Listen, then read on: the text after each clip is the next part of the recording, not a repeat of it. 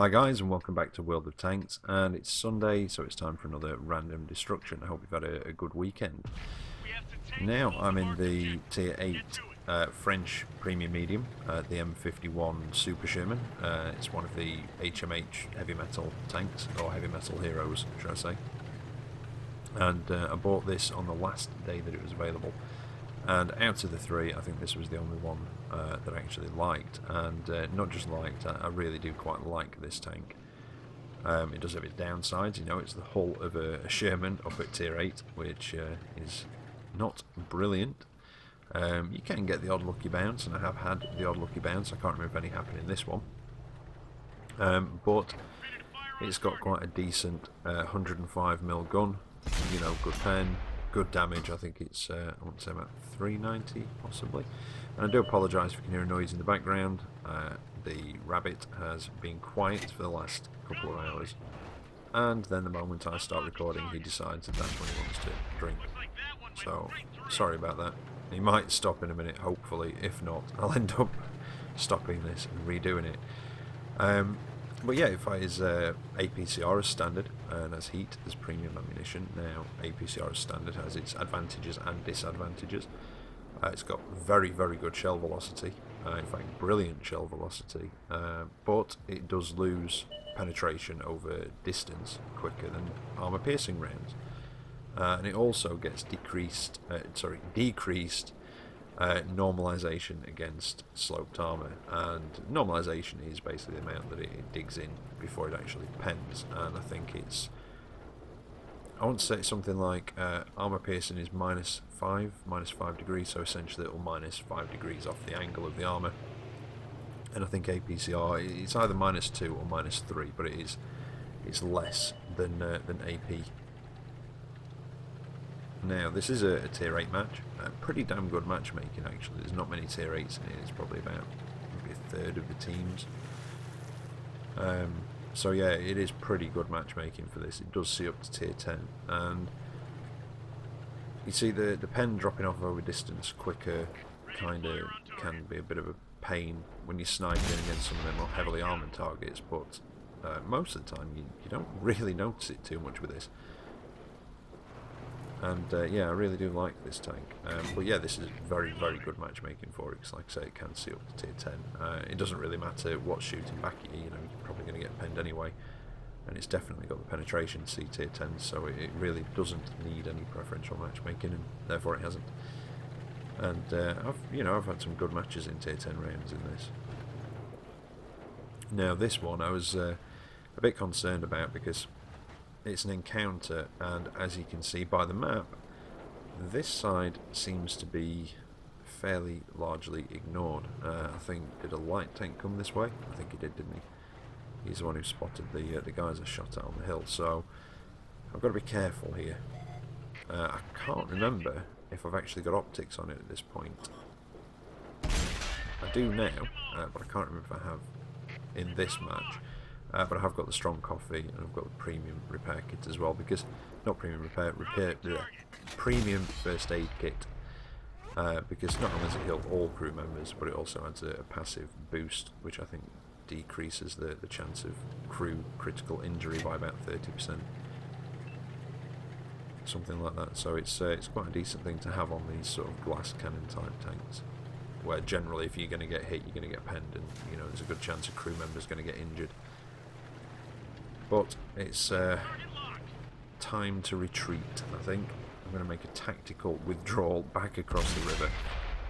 I think, if I remember rightly, RT is actually giving me a bit of support, and a couple of those TDs on the hill start shooting at the stuff over here that I spot. But at the risk of a spoiler, there is a point in this where there's a couple of guys coming up this way to try and deal with me.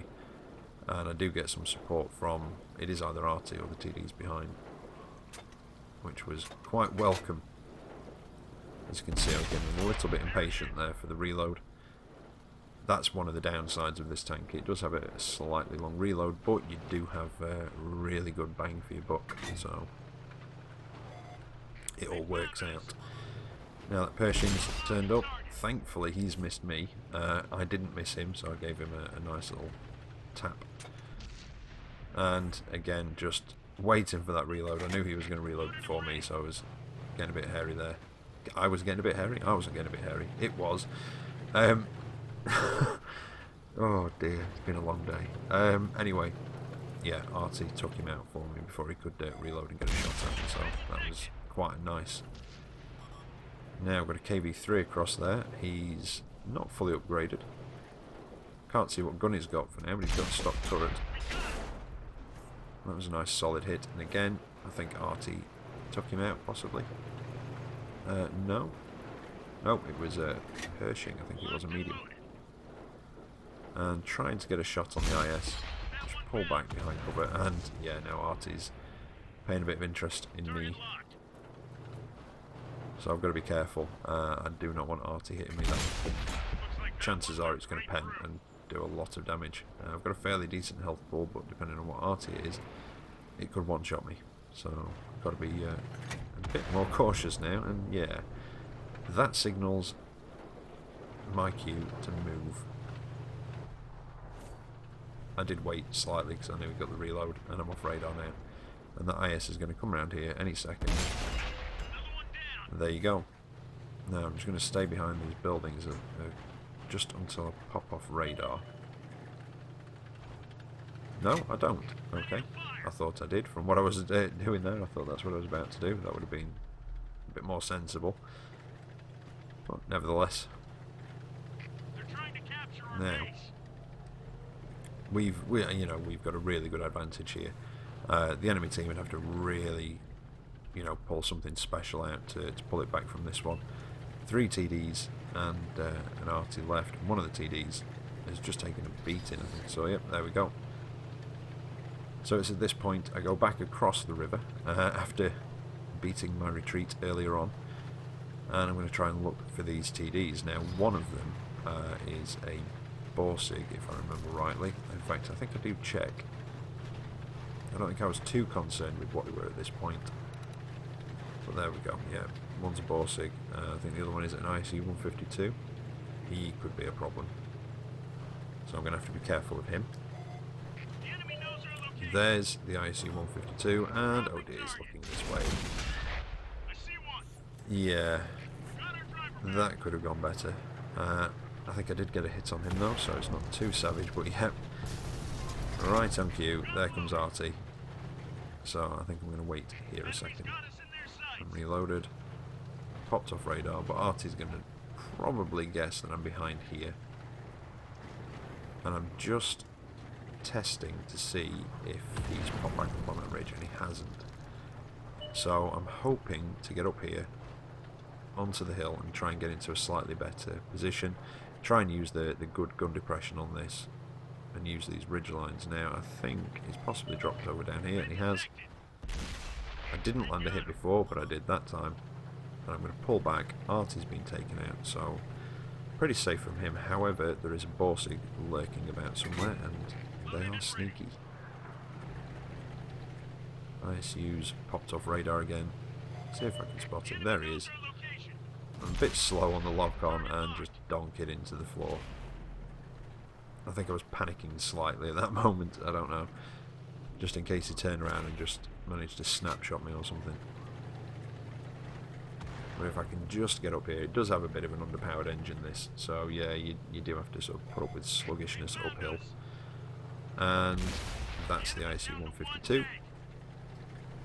And the Borsig has been spotted. So let's see if I can get down here and get a shot in on him. I don't think I will do. Everybody's closing in on him on the team, and yep, there we go. His days were numbered.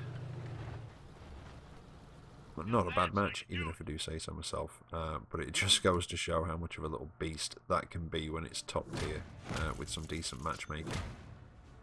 So 133,000 silver, just under 5,500 for the daily double. Not many medals out of it. High caliber, first class mastery. People must be doing very well in these. And just under 4,500 damage done. So quite happy with that round.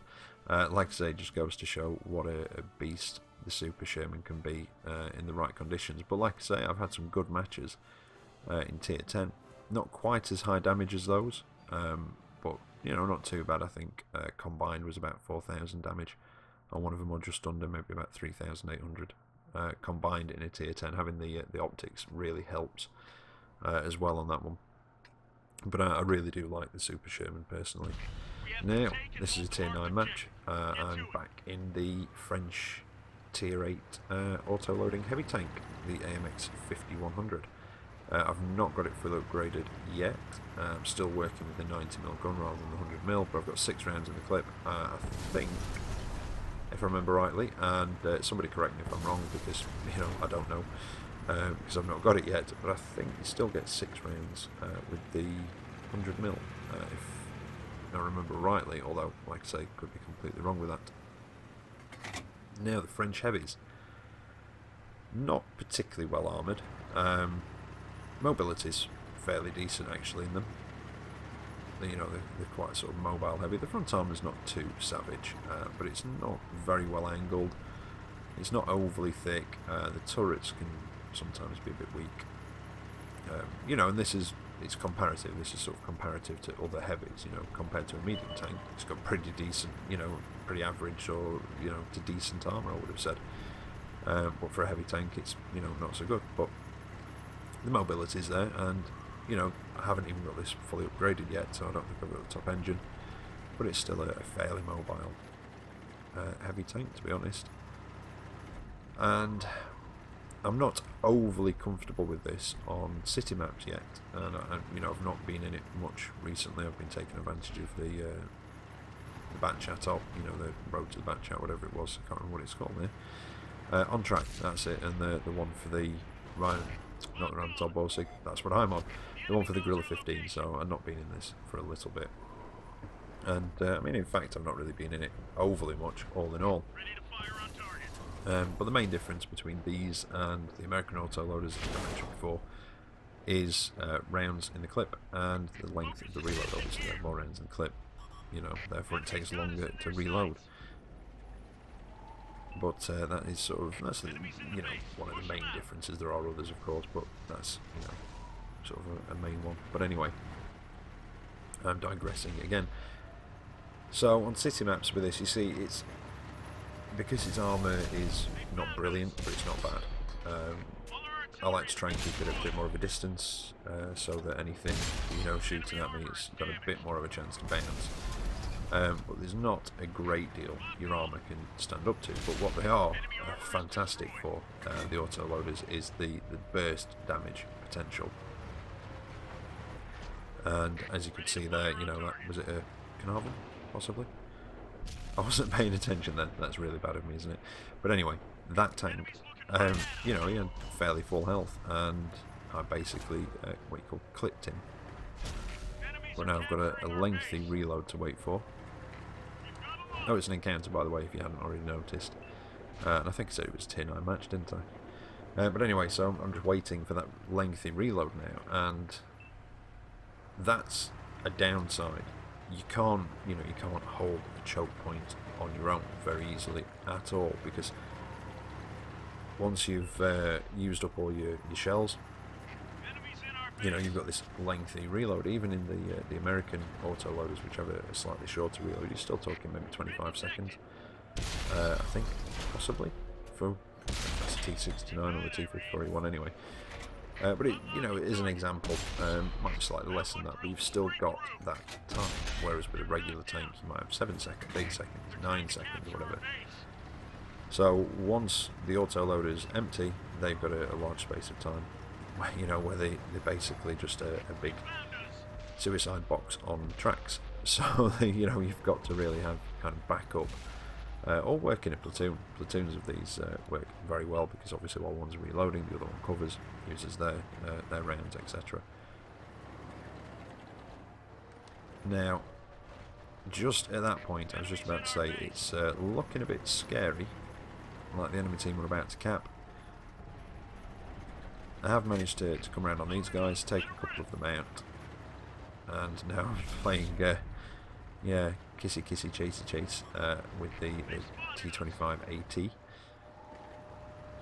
I'm reloaded, and I don't know if he decided to give up or try and come around a different way, but he's basically just, that's it. I think he was just trying to get away, possibly. He may have realised that once I stopped running, I was reloaded, which is not a good place to be in with a T25, because he can fire once, and at that sort of range, he's not going to kill me, and I've got that burst damage to take him out. Now, the enemy team, they basically kept the pressure on through most of this match by staying in the cap. And yeah, there's a couple of points if you've been keeping an eye on the cap bar up there, I think. Well, there's at least one anyway, possibly two, if I remember this match rightly. I think it was a few days ago. But there were a couple of points where it was looking very close, like we're going to get capped out. And against the sort of lower tiers like the T25 /2, this sort of range, you know, your armour can stand up a bit. I am angled. That one went in though. And again, I've got to wait for that reload now. I didn't mean to say defend the base, that was pretty obvious. I did mean to go for the reload there. But if it comes down to, you know, if it came down to me against those five, you'd have to play it, you know, I think that's probably out of my skill set. Because once you'd fired, you know, once you'd fired all your shells, I've got to wait for that big reload, and, you know, you just get mobbed and killed in that sort of situation. But I am now reloaded again. There's the T25/2, and he's going back to the garage, so we are slowly mopping up the enemy team. There's 2 heavy tanks left and a medium though. One of the heavy tanks is just died, so that leaves a medium, but I think it's a tier 9 medium possibly. And I think the best bet now, as opposed to chasing them all over the map, is, yeah, start capping. He's going to have to come out to try and reset it. I don't know where the other heavy is though. I'm surprised he's not up here. There it is, it's object 432. Or 432, if I didn't leave enough of a gap. And I am missing the mark, unfortunately. And now I've got to wait for that long reload. And sometimes this is why, you know, I've not been... I like this tank, and I think the reason I've not been in it more, not just because of the on-tracks, I mean that's just recently, but it's, you've got to be in the mood for it. You know, it's people who play the high-level artists, you know, you'll get this. That long reload where you just sat doing nothing, and you are basically defenceless. So, yeah, I do kind of have to be in the mood to play the sort of French auto-loading heavies, but I do like them. Now, a couple of us have moved out of cap, and it's basically, it was one of those nice moments where there's a few of us left. You know, he's not got much health left. There's one heavy after that. We were capping, but then everybody just sort of unconsciously or subconsciously, whatever, made the decision together to just go out of cap and sod it, let's just go for it. So I do something, again, trying to be heroic, completely miss, block my teammate's shot, make a complete cock of myself, but do get the kill in the process, and then think the game is over because I had not noticed about that enemy heavy that I've been talking about. Yes, when I was playing the game, I didn't notice, so at that point I thought, yeah, we've just won, got the last kill, and yeah, the game's over. So good game. And took me a few seconds, yes, the length of time I was sat there, sort of like, and then realised, oh wait, hang on a minute, there's an enemy heavy left. So now we're just going to try and track him down. A couple of the guys have gone up to cap. I can't remember if both of them go in it or if one of them just stays in it. But it was nice to have that. There's so many matches recently where somebody's been capping, there's only 1 or 2 tanks left, and they've just carried on capping. You know, even when you find the enemy tank and you could kill them and they'll just cap out, and that can get frustrating. So it was nice that, you know, everybody sort of came out of cap at that point, and at this point, you know, the TD's come out of cap. Admittedly, he's coming to try and get a bit more damage done, and who can blame him? That's exactly what I'm trying to do.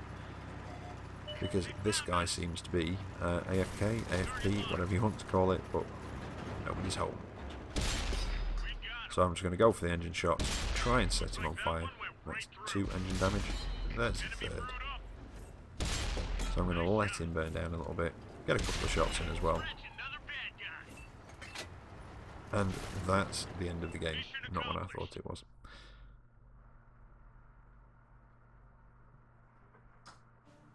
But I think I'm probably going to be a bit more confident with those on city maps now. I wasn't particularly confident with that tank on a city map before that match. But yeah, I think I'm a bit more confident with it now. Came out of that one with a high caliber, first class mastery, a devastator and a top gun. So yeah, quite happy with that result, and just over 4,300 damage done. So there you go. I hope you've found those matches entertaining. I hope you've enjoyed watching them as much as I enjoyed playing them, and yeah, just hope you've enjoyed the video in general and had a good weekend again. I'll be back tomorrow with another video. Not entirely sure what that one is yet. I think I'll probably decide in the morning, but until then, take care out there and I'll catch you next time. See you later.